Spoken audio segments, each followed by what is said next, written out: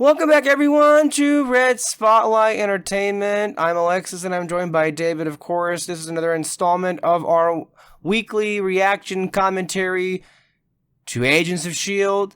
We have here, the moment we have all been waiting for has come at last. This is going to be our first season finale. We've made it to episode 22, of course. This is the show for the longtime S.H.I.E.L.D. fan that wants to come back here and talk about the show endlessly with people who have already seen it many, many times. And because of that, of course, expect in any and all spoilers for plot lines and characters and threads of whatever happens for all 136 episodes. It happens to come up. You never know, honestly. But here we are, of course, for the 22nd episode. This is called Beginning of the End. It was written by, well, what a surprise, our brain trust here, Marissa Tancharoen and Jed Whedon, and it was directed by David Straighten. It was aired on May 13th, 2014 to 5.45 million viewers.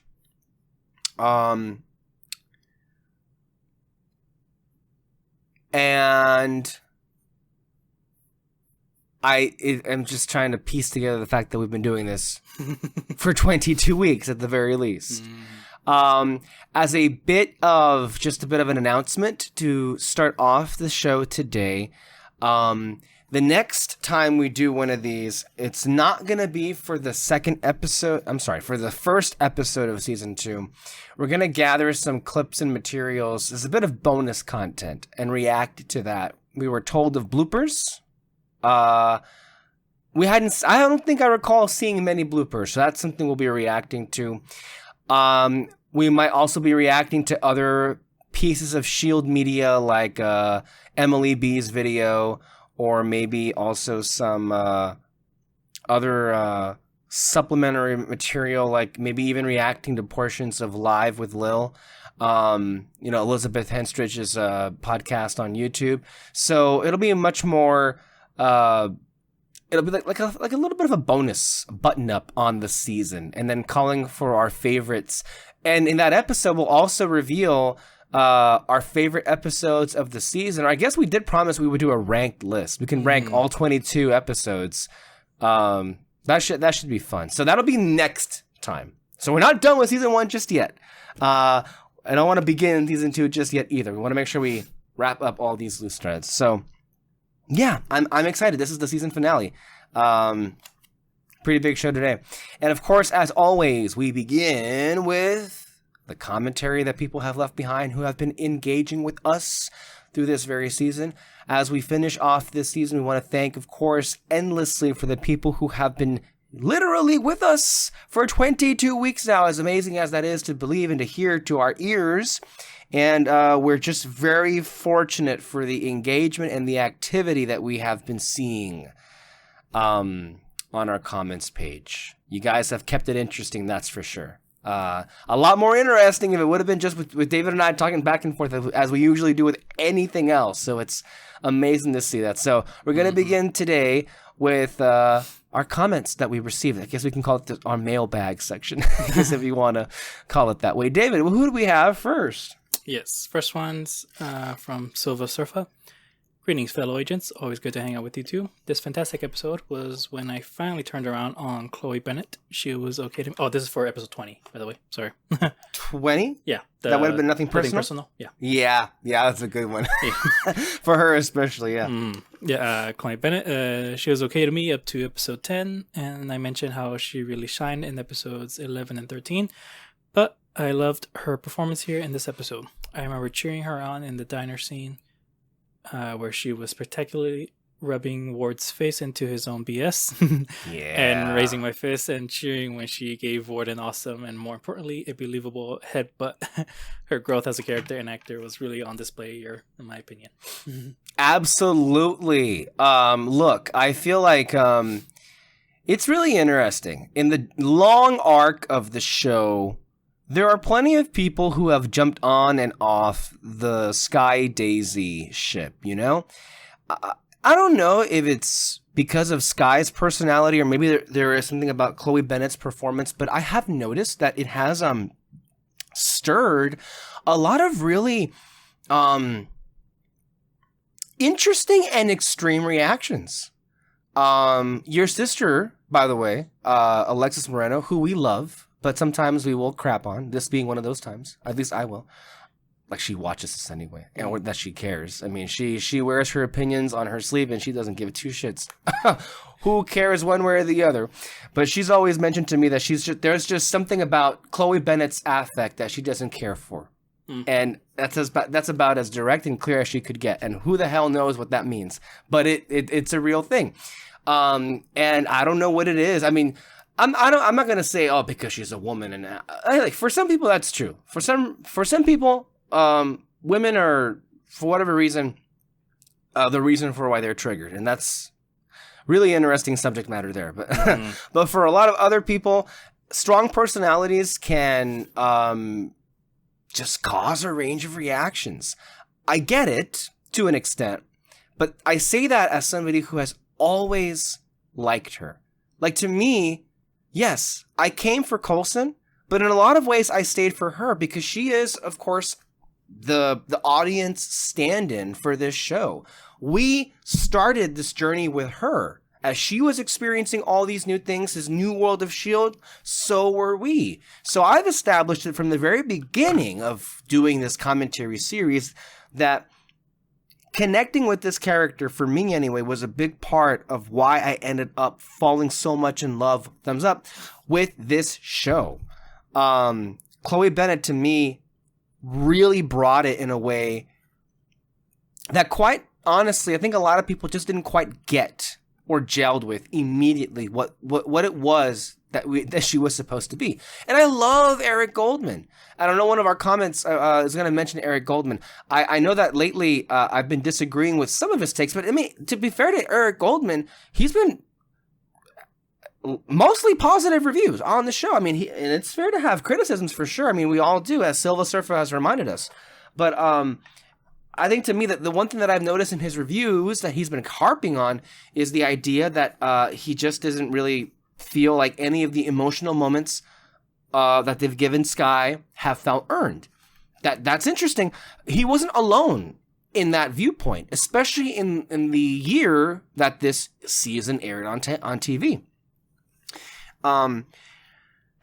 And hey, I mean, people still had issues with Daisy all the way up until the last season. I know that people were really making a big stink out of, like, her decision. You saw this, actually, I believe. Well, was it? Maybe not. Maybe it was.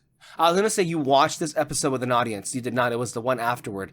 But in season 7, she basically pressured Deke to execute Wilfred Malik, in the past.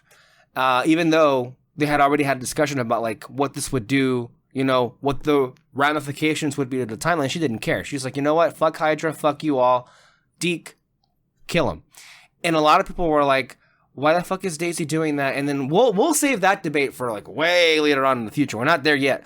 But I'm just giving this as an example of, like, people had issues with Daisy up until the very end. So it did not, like, just evaporate. I think the tide really began to turn, I think, with these episodes. And then when she was revealed to be, interesting, of course, but when she was revealed to have powers, all of a sudden, a lot of those issues just flew away when you introduce superpowers into the equation. But Chloe Bennett has been bringing it. I will argue this. I think she's a really talented performer, and I don't think anybody could have done this better than she did. As far as, like, she knew exactly what, it's as if she understood exactly what Jed and Marissa were doing with this character, because of course they knew what they were doing with this character. It's just that all of us collectively didn't quite understand the huge pressures that they were facing with trying to create something original with original characters while also having to exist in an expanded universe, which has always been something that in some ways has held the show back at the very beginning, for sure. But by the time we got to this episode that we're about to watch, we're beginning to see what it looks like when S.H.I.E.L.D. is untamed by what the MCU is trying to do. I feel like by the time that we get to episode 22, and in the summer between this and season 2, things clicked. And now we know what this show is going to be. And you may have, and we all have, our favorites and least favorite aspects of the show. Storylines, characters, just, choices. That's fair. And there's a lot of subject matter to cover when it comes to that in a 7-season, 136 episode show. There's a lot to go over, obviously. But I can't think of a moment where, from this point going forward, the quality dipped massively to where I was like questioning the decisions going on overall. Hey, that's not me saying, oh, every little thing worked for me. It didn't. I doubt that it worked for everybody else. Mm-hmm. There will always be things to look at and like, that didn't quite work for me. But what I mean to say is the big picture, I never questioned what the big, when they were introducing new storylines season after season, they were so amazing at every episode, every step of the way, making you feel like this was such a good episode. Wow, the intrigue and the mystery and where this is all going, I still don't know. And they were able to do that for the rest of the show. Now, there are a lot of shows that we can bring up that didn't quite get there. But this show delivered. And it delivered in ways that, if we're being quite frank with all of you who are listening here, I don't think anything Kevin Feige could ever do, well, that's just it. I don't think this show is anything Feige is capable of doing. And if he is, he hasn't shown it to me yet. So, I'm happy, Silva says, that this episode, Nothing Personal, turned her around on Chloe Bennett and on Skye. And yeah, I can get why, she grew on people. But the point is, eventually, for most people, she got there. Mm-hmm. She grew on people. And I think, I know at the beginning, she was meant to be that someone was like, who is this person? Why is she on the team? Yeah, the show was making subject matter of that, like, pretty early on. Yep. With even characters like May and Ward, like, why is she here, Coulson? She's at risk. Fury came in and said the exact same shit. But by this point in the show, no one's questioning that anymore. And that episode we just talked about, we were raving throughout the entire time what an amazing job Skye was doing as an agent. And when anybody ever brings up, like, why is she here? We knew the potential she had, as Coulson did. Because, of course, only Coulson would know the potential that she would show. And that episode that Silva Surfer was bringing up was the culmination of that. So I'm very happy to hear that comment, because I imagine Silva's not alone in that. That a lot of people were like, whoa, from that episode, yeah, that changed some things. David, anything to add on that comment? I think you said everything. But yeah, I mean, I liked her from the very beginning. I thought she was funny. Thought she was really cool. I liked what she did bring to the team, just basically being the whole asking questions type of character and all that. And in rewatching this, that scene with her and May talking, May being like, bottling up the anger and all that, I'm gonna give it all to Ward when I see him. I love rewatching that and just kind of going like, fuck, she, not just Daisy, but like her and May's relationship like came a long way throughout the seasons and all that. So it's really cool seeing that. Yeah, and all it took was Ward coming out as a Nazi to push things in the right direction. All right, next comment. Yes, Silva again.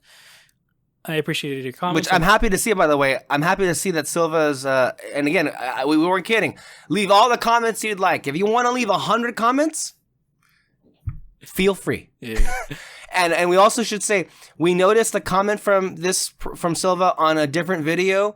We saw it. We've discussed it. And we're going to do something about that in the future quite soon. I don't know if we want to say it just yet, because we don't really know when we're going to do it, but we want to do it soon. We want to. That's the thing. We want to do it soon, but there's already too much to do. So I'm hoping that by Christmas time we can make that happen. We'll see. Yeah. Appreciate your comments on being able to be critical of something you love. AOS is my favorite show of all time, but I obviously have no problem talking about parts I dislike and even hate. Speaking of Terminator inspiration, there was also the T2 homage in season 4 when Daisy goes full Sarah Connor with the pump shotgun against LMD Mace. There is a fine line with homage and ripping off, but this one was cool. Yeah. There's a fine line for sure with homages and ripping off. I know that during season 7 that they had a whole episode that was many lovingly were calling it an homage to the movie Chopping Mall, but then I think one of the people associated with the film tweeted that it was they were a complete ripoff, and I was like, oh, okay. So some people were like, yay, and some were like, uh-oh. But yeah, just definitely a few Terminator references and homages, I guess you should say, in the history of the show, as well as there are plenty of homages to a lot of science fiction, which I think to me it's like, to take a pause real quick, Agents of S.H.I.E.L.D. it's interesting because I feel like when you read the description, when you're selling the show, okay, this is a show that takes place in a superhero universe. Okay. But we're not basing it originally on comic book characters. We're basing it on real people that work inside a secret spy organization. So when you sell it that way, some people are going to think, well, it's a spy show. And there is a lot of espionage in the show. But I don't think it's a spy show in the way that people would... It's not a traditional spy show in the way that people would think. And there are comic book elements. But I feel like, to me, more than it being a spy show and more than it being a comic book show, it's a science fiction show. Mm-hmm. It's a lot of great sci-fi. And it borrows a lot from a lot of great sci-fi that came before it. So it's like, that's why I feel it in many ways, it's a lot closer to a Doctor Who. Even though Doctor Who doesn't have a lot of what S.H.I.E.L.D. has, which is like these big action sequences, choreography, the mixture of like magic with the science and everything, and then, all that. But Doctor Who is science fiction, is what I mean to say. And so sometimes when you watch an episode of S.H.I.E.L.D., like for me anyway, you're reminded of some stories from Doctor Who and vice versa. Mm. Yeah. Next question? Yeah. This one's from Serenity. I'm always surprised to learn the ages of YouTubers I watch. I shouldn't be, because let's be real, your age range are the ones that know how to work social media better than almost anybody else. Like, I would never have thought Alexis was 19 in 2014. Yeah, you and me both. Yep. No, that's hilarious. Yeah. I did read this comment over the weekend, and I was like, yeah, that makes perfect sense. I feel like for a lot of reasons, the way that I look and the way that I talk would suggest to most people I'm a lot older than what I actually am. And hey, more than just going into the realm of physical appearance, this has been something that has kind of followed me throughout my whole life. One time, I won't get into the reasons, but when I flew over to Kansas City, Missouri, when I was 15 years old, I had to go to the emergency room. The nurse or practitioner or whatever person was there did not think I was 15 years old. She was under the impression I was at least 25 or 30. So I guess you could say it's somewhat of a curse or a gift. I don't know, whatever way you want to take it. But like I genuinely have been thought of to be older than what I actually am.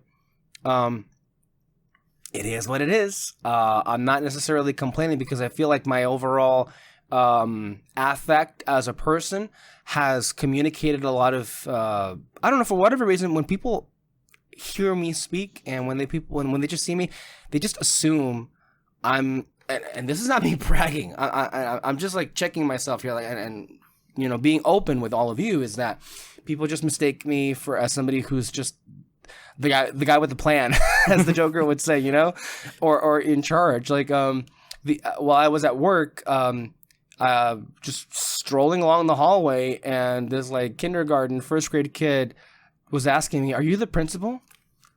I'm just walking here. I'm just walking here. I'm like, no. So it's like, and it follows me wherever I go. And some would say,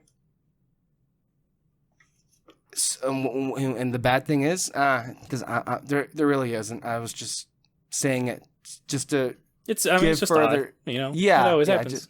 yeah.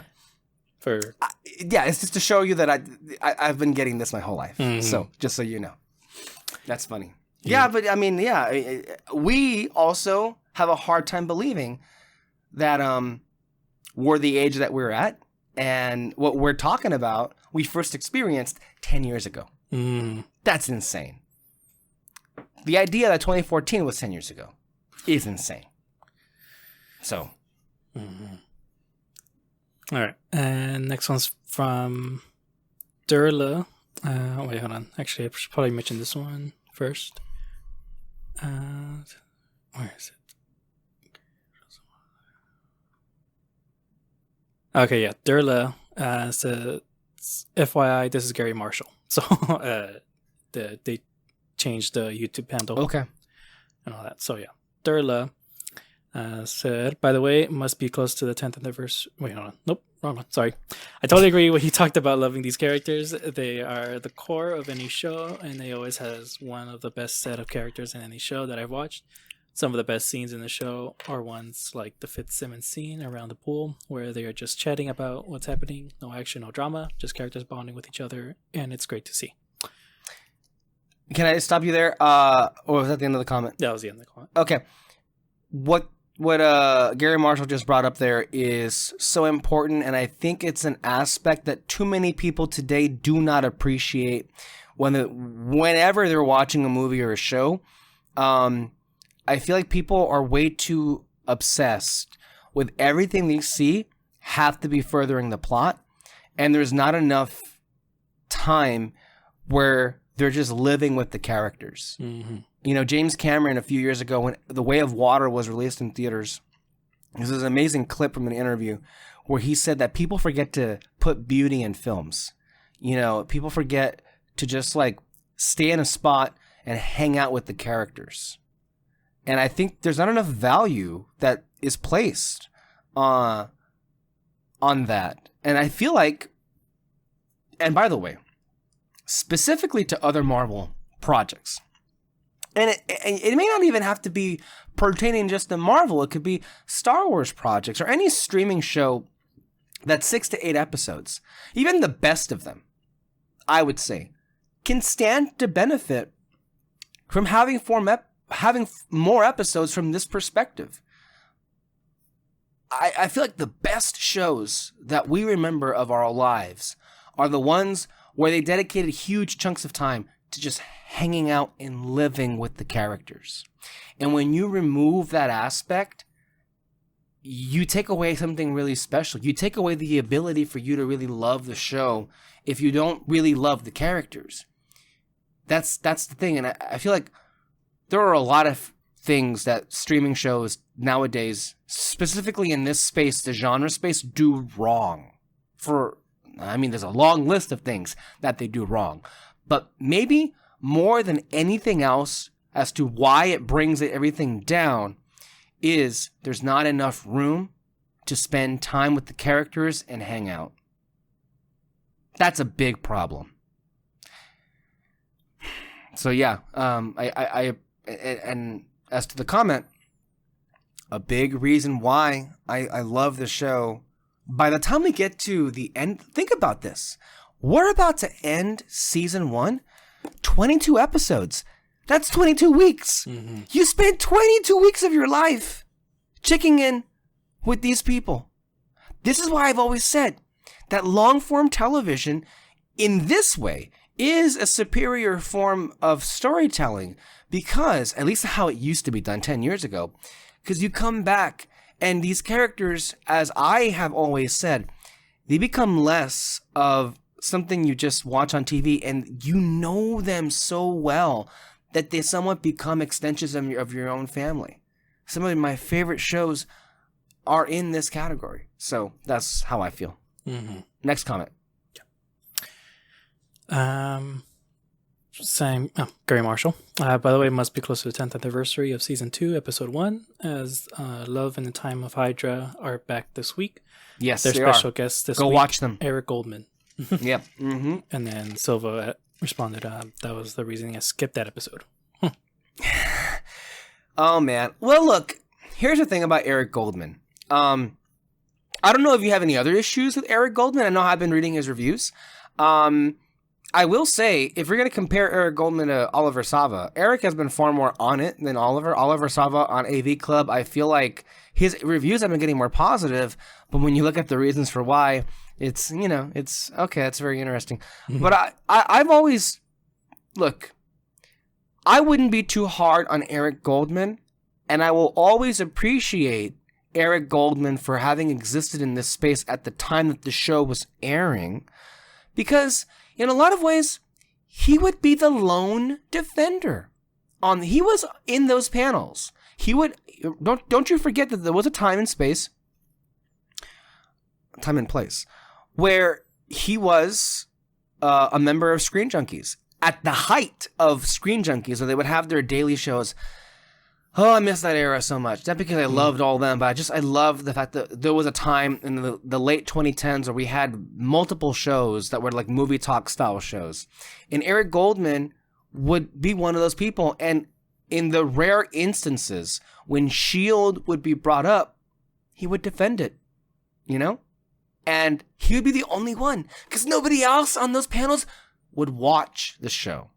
So I personally would not be too hard on Eric, because in a lot of ways, him being the one person in those and the one person in all those rooms to watch the show and defend it, hey, he'll always count in my book for sticking up for the show. It's fine to disagree with him, and I have various times throughout reading the reviews on this show, but when I step back and take a bigger picture approach out of all of it, I think him being there at that time, saying nice things about the show, that mattered. It mattered to me as somebody who would watch these people every day. And if it wasn't for him, what would the rest of those people do if the show would be brought up? They would pile on and make fun of the show and anybody who watches it. Eric being there curbed that a lot. Next question. I'm sorry, one more thing. Jamie Jirak's show, Love and the Time of Hydra, go watch that. She is a super fan. I was so sorry to hear that she was laid off recently at one of her jobs. She was with maybe not late. Well, her whole team, I think, was laid off. I think they canceled a podcast that was, I forget the name of it, but but she took it in the best way possible. She's doing this show. Go support her. She's an amazing personality and maybe the most enthusiastic person about this show ever. And her whole vibe is just so infectious. The way she speaks about everything makes you want to go and enjoy it with her. So go watch that show. David. Cool. Next comments are from last episode. From Silva. Greetings, fellow agents. Always good to hang out with you too. Wanted to say I appreciate both of your POVs on the woke debate. As an old Chicano dork, I have grown tired of the race grifters and those I label the punks and posers crowd. Both sides just need to respect source material, in my opinion. It's funny to me you mentioned the Last Jedi, because how most feel about the film, I feel 10 times more vitriolic towards The Force Awakens. Vitriolic. Basically saying I hate it even more than The Force Awakens. And I believe Silva, you were the one that was saying that you believe that The Force Awakens is one of the worst films ever made. Well, I guess we found an even worse one for you. Yeah. Well, yeah. Force Awakens. That is the worst film of all time, in my opinion. I always joke that TFA is the best movie for Halloween because you can watch your favorite characters and over 30 years of lore be destroyed right before your eyes. LOL. Don't worry about upsetting me. I don't get angry about dork debating. Life is filled with too much real chaos, so these nerd chats are a great escape from that. You two guys are awesome being yourselves. Thanks for being genuine. Which, thank you for the comment. No, and thank you for that comment, and thank you for continuing to come back and comment all that. And it's so nice to see that you understood where we were coming from. And I know that, look, there's a whole debate you very much could have triggered. I don't want to say too much about it because this is not the place for that. If you want to hear our thoughts and maybe hear our side about why we love those two projects that you just mentioned, Force Awakens and Last Jedi, for very different reasons, of course, we do have audio commentaries on those. There are a couple of years old, but they're there. There is also one for Rise of Skywalker, by the way, which that one we despise vehemently. But they're there. If you care to listen to our thoughts, we're accompanied by other individuals as well, so it's not just the two of us that you would be listening to. I will say that when it comes to source material and respecting the source material, I would disagree vehemently in the sense I personally don't care as much about that. I like more the idea of people being brought in and getting to tell their story however they want to. You know, I feel like too many people in fandom are too stringent on having to do it by the book and not straying from that. And I feel like many people have been swayed by this way of thinking that when something doesn't turn out that well, it's because that person did not do it by the book. They did not do the source material properly or justice.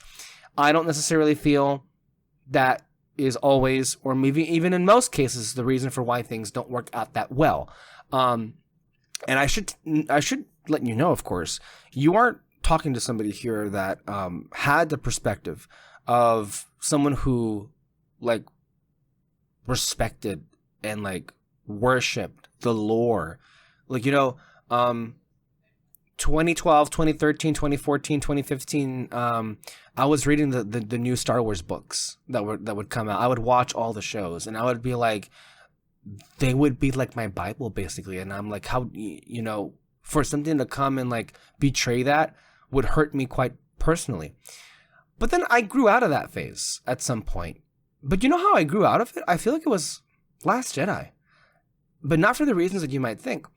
Because you would think that like a book Star Wars nerd like me that, and by the way, a big Star Wars guy that would know all the names of like small time characters, I would fit the description of somebody who would be quite betrayed by The Last Jedi, and yet I was not. I loved that film the first time, and loved it even more when I found out people hated it, of course.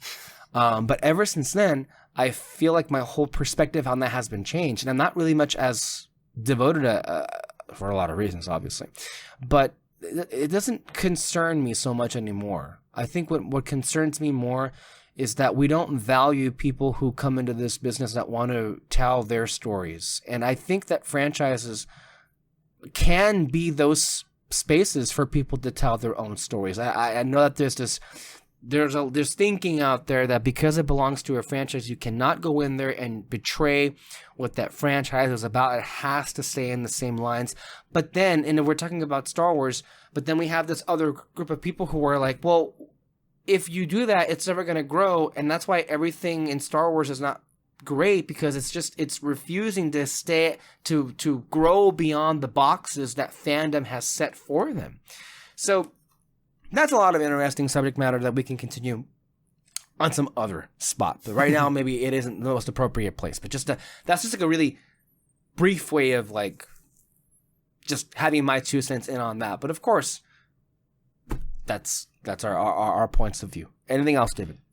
No, I mean, when it comes to like source material, like, wait, what did he say exactly? When it comes to the source material stuff, like, there's some things that I can give leeway to. I remember, if you remember, we kind of reviewed like the first episode of the live action Last Airbender, and I went off on the fact that Aang was flying. That's right. I forgot about that completely. Yeah, and I went off on the fact that that Aang was flying in the first episode, and I was just like, hold up, no. And you know, Superman. and I mean, there's a fine line between doing because that you're complaining about it because it just wasn't in the in the original show. It's like how dare they and all that. But then for me though, I want to give like specific reasons as to why this wasn't an okay decision to do, which was that there are tons and tons of details, not just in the original show, but in the Legend of Korra, in the books, that him flying kind of messes with his character and does mess with the lore and all that. You can go and hear it. Oh yeah. I shouldn't have let the impression out there that there can't be people who come in and do their own thing and fuck everything up. Yeah, because they, like I said, it's a fine different line. thing to miss. Yeah, for sure. It's a very different situation when somebody misunderstands completely what that thing is about. And I guess Silva feels that's what Ryan did with Star Wars, and you're not alone. Many people feel that way. Yeah, and I would also say that many people feel the same way about what Zack Snyder did to the DC characters, which is what, like, he took something and did his own thing, and I mean, to like give Snyder just like benefit of the doubt and all that. At the time, evil Superman was a big thing. The Injustice game came out and all that, and just for some reason, just like people really did want to see that.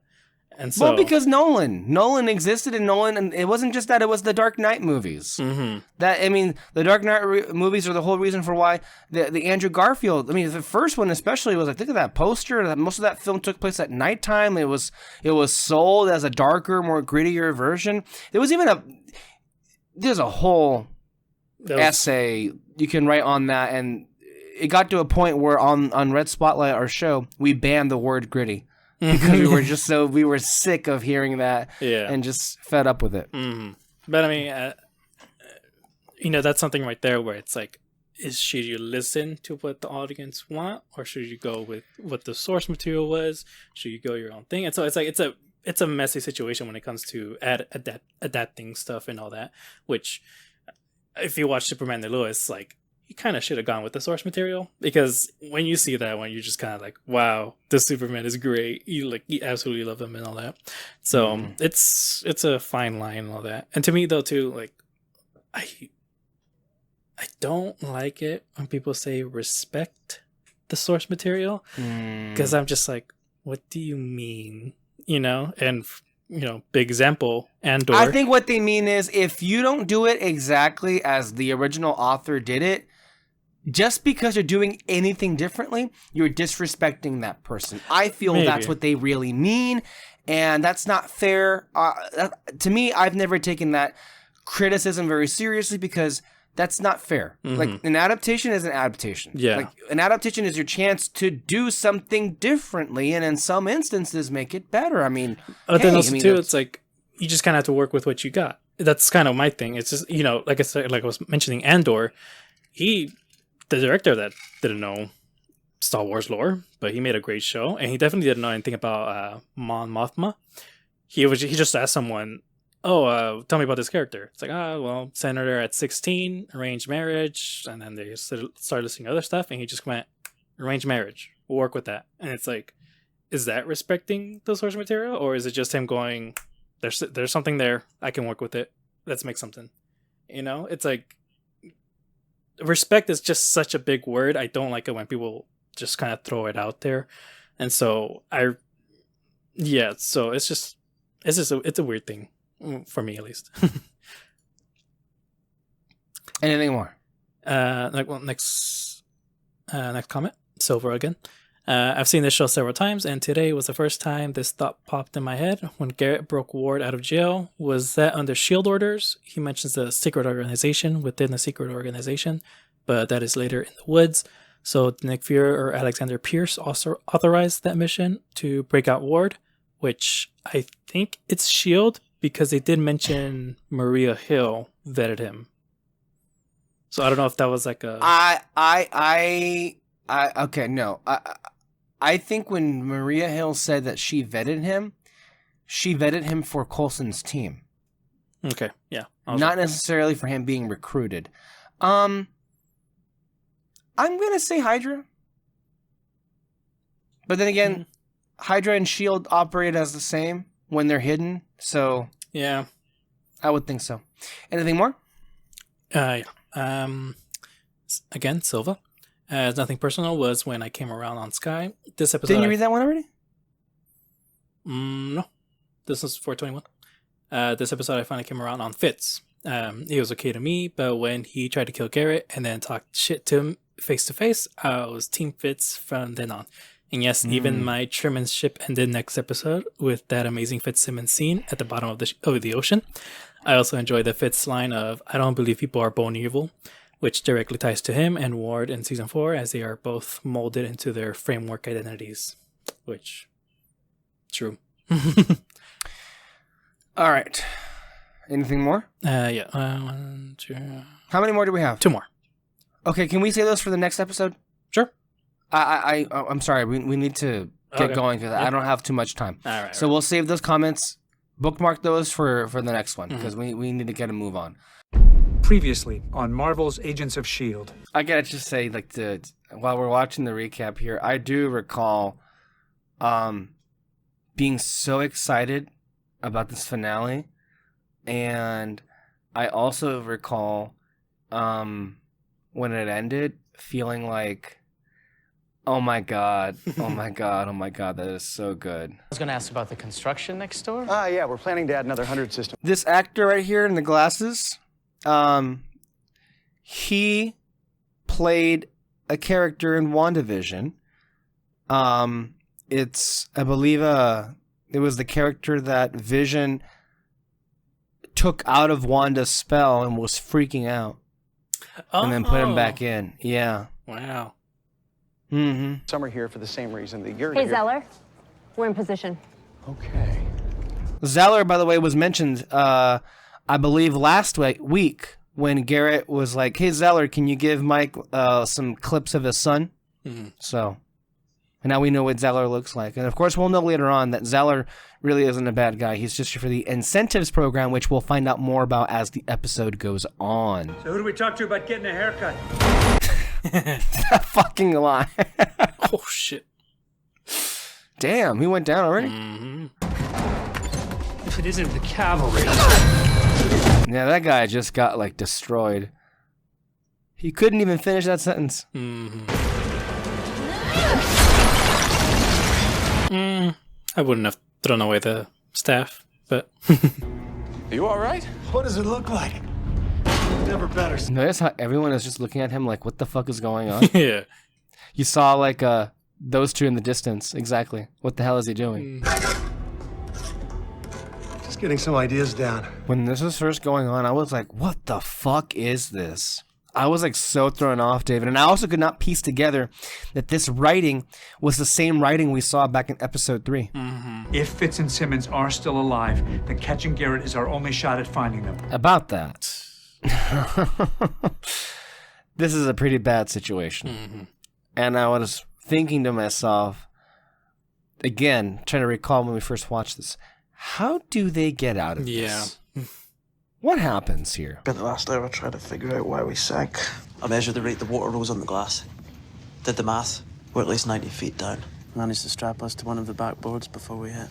And I broke my arm. Also Fitz, holy shit. Dude's just okay, we gotta do this, this, and this, and this. Trying to figure it out, what?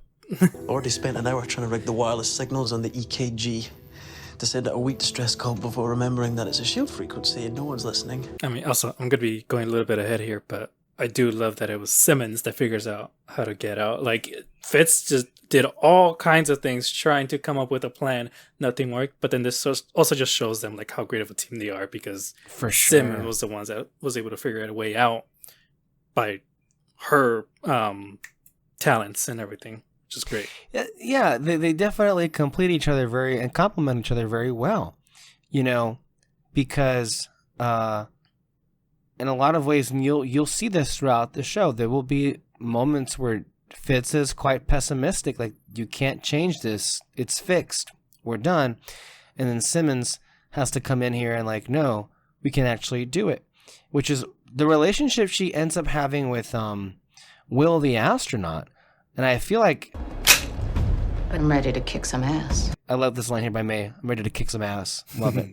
But Will the astronaut was the pessimist, and Simmons was the optimist in that relationship. And I feel like maybe that's one of the reasons for why she fell in love with him, because it reminded her of the dynamic that she had with Fitz. So maybe that's one of the aspects for why one of the aspects for why she ended up bonding so much with Will. You know, we're prehistoric creatures oozing out of the swamps through the mist, clawing our way onto land so we can finally stand on plant roots. Bill Paxton is so good. Even when he's going crazy, it's good. And you know what's amazing is that, yeah, John Garrett is like gone insane, but what he was saying there is technically correct. Like he was, I don't know what the hell the drug was able to do to him, but like he's able to see, maybe it was talking about the Inhumans. I don't know what it was.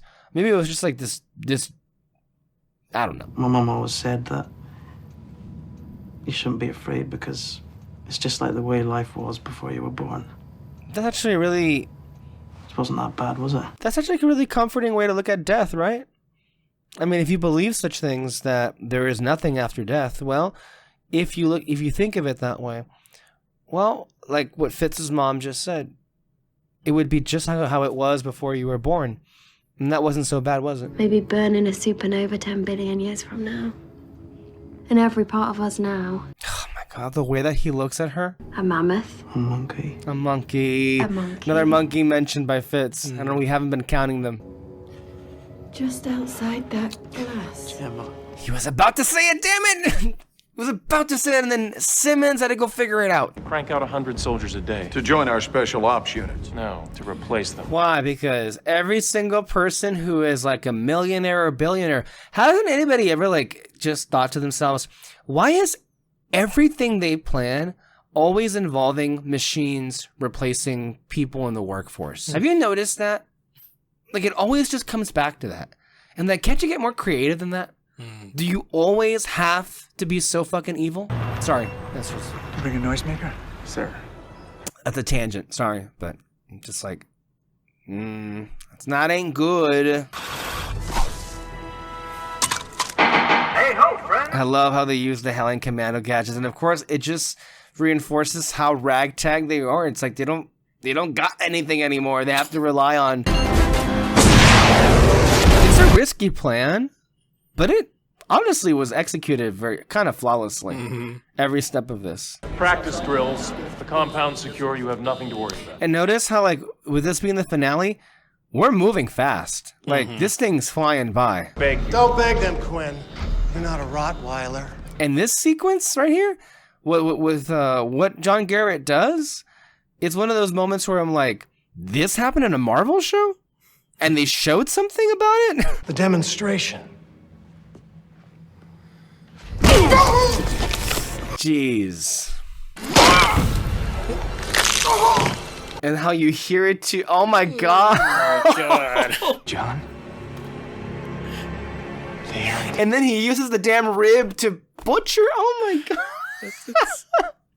I like how Ian just like takes off. Again, Moon Knight has the most amount of blood in any. Yeah. Oh my God. Don't tell me you're following him into this madness. His talk of evolution. I agree with him. You're the one who follows him. Ooh. She clocked you there. The world is going to change. And when it does, she could be yours. I mean, this right here, basically, without us even realizing, again, we don't, at this point, as a S.H.I.E.L.D. fan at this point in 2014, I don't know what the word inhuman means. I don't know what that is. But this is telling us, oh, she's going to be a big deal. And I don't know. Wow. She's going to, become a big part of this evolution thing. About the darkness that lies inside. And the reason why they did Inhumans was because Marvel didn't have X-Men, which is fine. I don't care. I felt like, to date, there has been no better Inhumans story. Well, what other Inhuman story is there? Really? We're not going to talk about that. I mean, but like I said, though, it's like they worked with what they got, and then they executed it well. Especially with Sky's mystery and all that. Yeah. I don't know if you've ever seen The Blacklist, but the main character in that, No, there was always but- this mystery to her. It's like, you know, why is this guy so interested in her? Like, what's her family have to do with this and all that, blah, blah. The reveal of all of that was kind of messy. But you know, with S.H.I.E.L.D. though, they, like I said, they executed it well. Yeah, because, and I think it works well because, as was mentioned by one of our commentators here, of course, Jed Whedon and Marissa Tancharoen intended from the very beginning that they were going to make Skye into Daisy Johnson, Quake, Tremors, whatever. Hi, John. Just calling to catch up. Skye.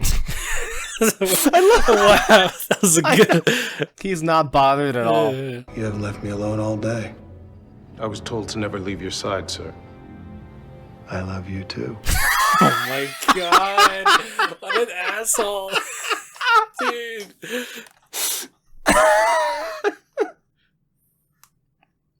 But he's a perfect asshole too. I mean, I think about John Garrett, part of his charisma is like he genuinely loves the job that he's doing. I mean, who cares if it's like he's a monster and like he's hurting people, but he loves the job that he does. He even like was, I think in the last 2 episodes, he was The 90 feet or so.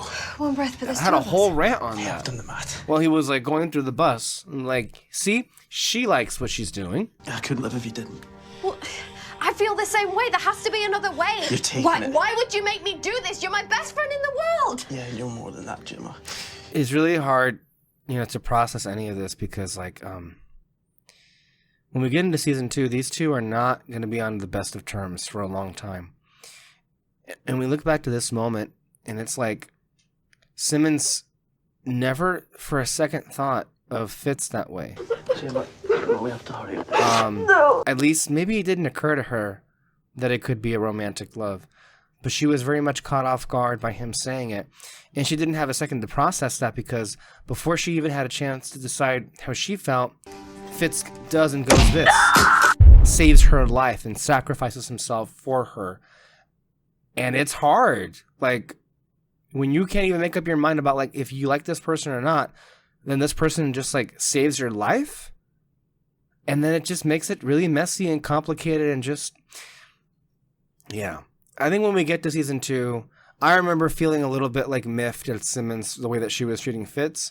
But I feel like the more that I've watched season 2 over again, I understand her perspective more so. And I'm not saying one is more right than the other one, because I feel like when you this reveal right here. Oh yeah, come on, dude, that's so cool. Oh my god, like for real though, like out of all the characters that could have been in this, I think it was great that it was Nick Fury. And again, one of the best reveals ever, dude. When I saw that, I was like, almost like jumped out of my chair. Like, wow, yes, you did it. You did it. And mind you, it was again, also just a great... I didn't see that ending, what was it, in the second episode? Where he showed up. So, like, this is the first time I'm seeing him. They told us you were dead. Good. We want word to get around on that. But I was saying that in season 2, they don't reveal it immediately. And when you find out that Simmons left, it's like, why? Mm-hmm. But then it's revealed later on, she felt that she was making him worse. And so it's a lot more nuanced than I remember it being. But yeah, we ain't going to see Simmons and Fitz be friendly for a while. Are you looking? For my man Coulson. I understand you're involved in a dispute I might want to weigh in on. It's so cool that he's on this show, you know? Just his presence just brings so much validity to this, being a thing. And also having an extension and being a part of this Marvel Cinematic Universe. And even yet, despite all of that, people still like, but it doesn't count. I've learned things about you, Skye. History. Things you'll want to know. You and I aren't that different. You're not the evil I was referring to. Garrett is evil. As we learn about evil is very much entwined with stupid and dumb. And Ward, as they keep telling us, in this episode especially, like, Ward, you don't even know what you want, and all you're doing is following somebody else's orders. And everything you're doing is pushing away the only people that ever would have given you a chance and did give you a chance. And you betrayed all of them. You threw it away. I mentioned I was watching Flower Moon recently, and the whole thing is just like, Ernest, God, he's so stupid. Yeah. He's just so dumb. There was even a scene where Matt Damon was like, not Matt Damon. Jesse Plemons was saying that King Hale took advantage of you because of your disposition. Because you're stupid. That's what he was saying. By the way, this scene here, God, did it feel so good. This, I think, must be one of my favorite choreographed sequences. The way that May just goes apeshit on Ward. Again, taking it up another notch as far as the choreography is concerned. Looks to me like the Ice Queen got her feelings hurt. Damn. Hi, Phil. Oh yeah, the super soldier stuff finally kicked in. We forgot to mention here, it wasn't working because his organs were failing. Now that they've been rejuvenated, he has the super soldier benefits of it. Sir? You don't have to call me Sir Coulson. Look at me. I'm dressed like I live under a bridge. By the way, it was so cool of Sam Jackson to do this. He really didn't have to, but it was just so, I mean, and the fact that it wasn't just a cameo, he has a whole role in this episode too, you know? This packs a pretty good punch. I know what it does. And we all know what that is, right? From the Avengers.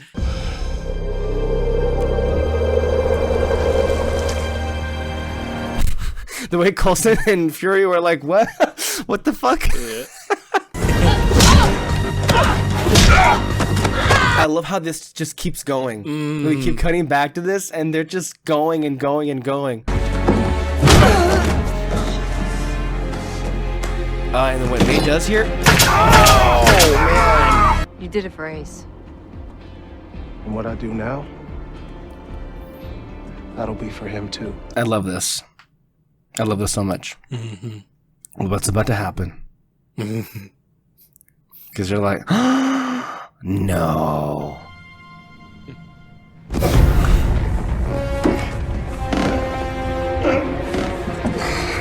And I was so ready to be like, oh, I guess second season. That's cool. Right? I was, because you're so used to this happening. It's like, oh shit. And it was like, he's going to come back for season 2. Like, at this point, you're thinking to yourself, oh my God, the possibilities. And then they do something even better, though. I'll say.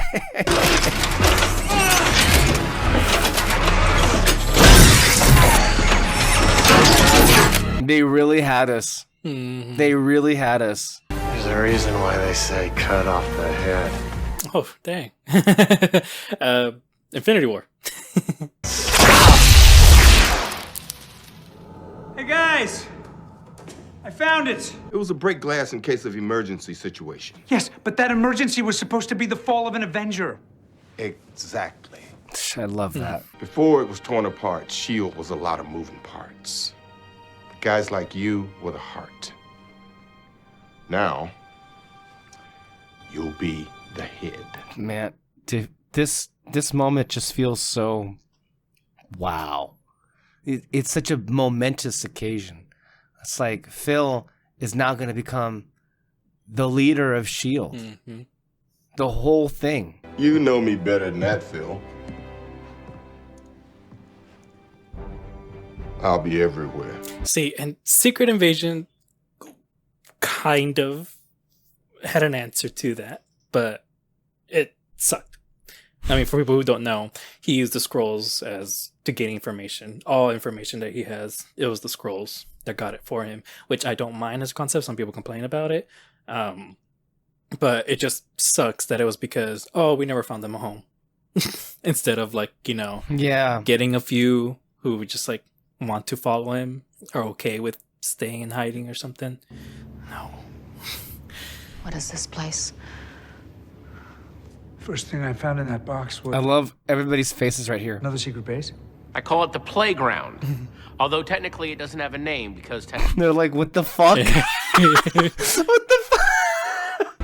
Where would you like to start?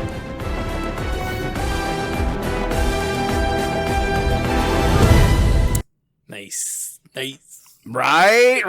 It's so good.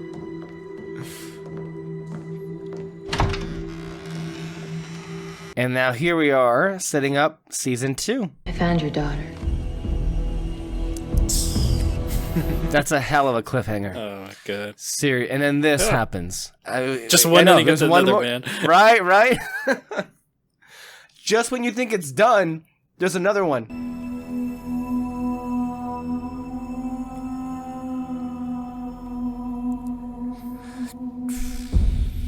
And that's it. That's the end. Let's go ahead. That's the end of season 1, everybody. Let's go ahead and go over to Amwan's reaction. David, if you have the video queued up, let's go ahead and start in 3. I don't have it. I sent it to you on Messenger. I don't use it on my phone. I use it on my computer. Oh, I see. Okay. Well, then while you're queuing it up, quickly on Eric's reaction, he was surprised that nobody died as far as the 6 main characters. He liked how Samuel Jackson's role was more notable. He actually gave a whole paragraph about how they've used Reyna on this show and how he already knows they're hinting toward mutants or something else mutant related, even though he already knows that they can't use that legally. He does not mention Inhumans though. Shouts out Patton Oswalt coming back, which was hilarious. Okay. See, and then here's something that we'll pick up on the next episode. We don't have time for today, but he says here, given how much weight had been given to Coulson's anguish this season regarding the circumstances of his return, it was somewhat odd to have him and Fury resolve it all so quickly. However, it was done in an appropriately touching manner, with Fury letting Coulson know he considered him an Avenger too. Someone else notably had an issue with that, and we'll be watching a clip that talks about that problem. I guess I can see that, but I didn't feel that way at all. Maybe I was distracted by the really touching moment, because that was one of my favorite moments of the whole episode, was just Fury acknowledging that Coulson was that important to bring back. Mm-hmm. Woo! Man, that was such a freaking awesome finale, dude. Jeez, man. Fucking, like, I don't understand exactly how this Kree blood, like, opens your brain to, like, the cosmos and all that, how he was like able to just kind of see all this shit, you know, like it integrated with his mind and all that, and then him be able to read or translate their glyphs and all that makes some sense to me. But like maybe it was like a whole part of the cocktail, the centipede stuff, all of that baked together with that. And then also Jai Ying's Inhuman biology is in there as well. Don't forget that part. And that, you know, attributes it to that blood, and maybe the extremists, maybe all that stuff, maybe the centipede just escalated his development. And while Coulson has been relying purely on having been integrated with the Kree blood and the other ingredients or whatever, the cocktail that got him back to life, you know, maybe his progression was slower and he's eventually getting there. They did say that without the memory replacement, you know, the breakdown was inevitable in the mind.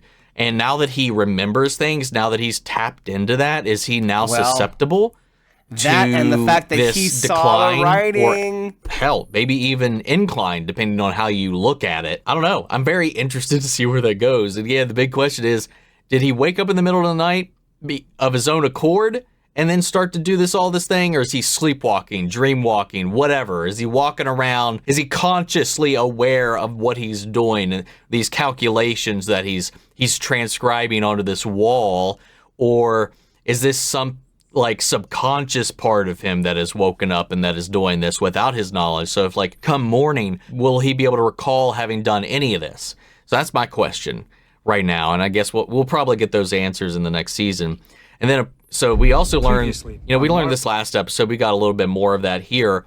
Now, Reyna shares a connection with Skye. It's that connection that she shares and that curiosity for evolution that has her very much intrigued. Again, we don't know, or at least it has not been disclosed yet, what kind of 084 that Skye is, but there's something about her that is has yet to awaken, and that's something that she's very curious about. But also she acknowledges that she also shares whatever that is as well. And she had this little line, was like, I want to know what I will be, or do you know what I will become, or whatever. I can't remember exactly the phrasing, but she's like, what will I become? At the end of the day, is something that she's very curious about. So there's again this idea of evolution, this next stage, this transformation or metamorphosis that she's just so intrigued about. That's what all of this has been about. Researching powers, coming up with these compounds. Project Centipede was her way to examine human evolution and enhance it, help it along. And Skye has a part to play in that. And at the end of the day, through all of this, research and digging into Skye, she's uncovered the truth about Skye's parents. And apparently she was able to even find where one of them is. Covered in blood, goop, don't know. That tease with Garrett at the end, with him crawling out of that box. Again, the way they lingered on him and just put him in that box is like, there's no way that's he's just dead with the way they framed that camera shot. And lo and behold, they saved it for a gag, though. I didn't expect that. I thought he was going to come back. I thought that's what they were ramping up. They were building up him crawling into that machine, getting Jason X-ified. Coulson just walks in and just boop, pops him like a balloon. That was great. And this whole conflict of identity with Ward, man, and his blind allegiance to Garrett, to the fact that he literally is incapable. Even when Garrett's like, do what you want, boy. I'm done. Yeah. No more orders. Do whatever the fuck you want. That Ward is so just smitten and broken to the fact that he doesn't even know how to exist without being told what to do from him. Like, hell, I wouldn't be shocked if Ward ended up not eating because Garrett didn't tell him to have lunch. So, now he's captured. He, at least right now, can't speak. Just the whole conflict between him, May, and Skye was just such a brilliant play of scenes, one after the other. I loved that bit. Fury coming in to save the day, to pick up, scanning that shield signal, and finding Fitz and Simmons, who, use their knowledge to kind of pull all this together to survive that little death trap that Ward had put them in. That was so emotional too. And him and Fitz just willfully wanting to put himself on the line so that she can get out. And his confession, while he didn't say the words, he was like, let me show you how I feel since I've been too afraid to ever say it. And their little moment together was so heartbreaking, so beautiful. Just a really fun, full circle episode, man. Bringing back all these things that have been played with and flirted with all season long, and then delivering it home, man. And Patton Oswalt, they got to bring him back as well. I guess as a twin. His family, his brothers, whatever, unless they're all clones, which would also be equally as funny. Fantastic finale, dude. Action-packed, thrilling, fun quips, little banter back and forth, great action. May throwing down with Ward was a great little dirty-ass fight, and Ward was getting really extra creepy in that. Some of the shit he was saying with May was just fucking weird. So yeah, I don't know, man. I'm glad that she got the upper hand and took that bitch down. And I don't know. We're keeping him around. We're locking him up. And we'll see where that goes, because I imagine he'll probably still play a large part in the grand scheme of the show overall. Now, with S.H.I.E.L.D., as we know, S.H.I.E.L.D. eventually kind of changes direction in the MCU. We get S.W.O.R.D., we get all that shit. Coulson's been given the reins to rebuild it. And we know that in the public eye, a lot of that ill will eventually shifts back towards favor. I mean, hell, Fury stays in a position of immense power within the government openly. A lot of that trust does get earned back, and I think we're going to kind of see the seeds of that here.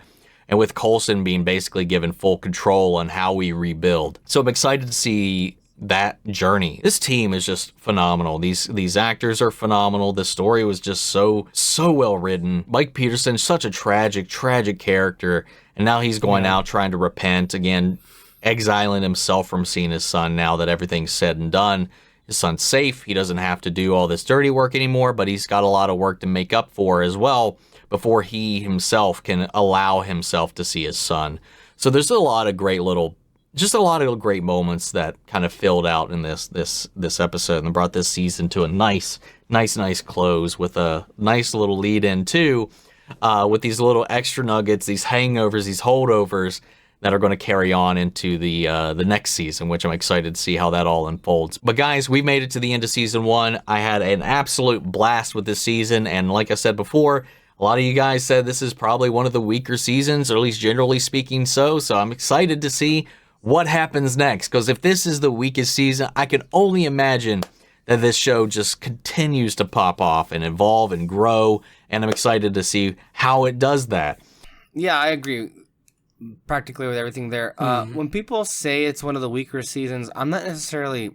When fans say it's one of the weaker seasons, I don't feel that's coming from a place of like, oh, it's not that good. No, it's very good. It's a very good season of TV. It's just the fact that most of the seasons that come after are better. Right? So we're going to go ahead and end it there. We're going to have another episode next week when we have all the things that we talked about, any further final say on season 1. But we're unfortunately out of time today. So we're going to go ahead and stop right here. Thank you all for watching and listening. And we'll see you back next week. Bye-bye. Bye.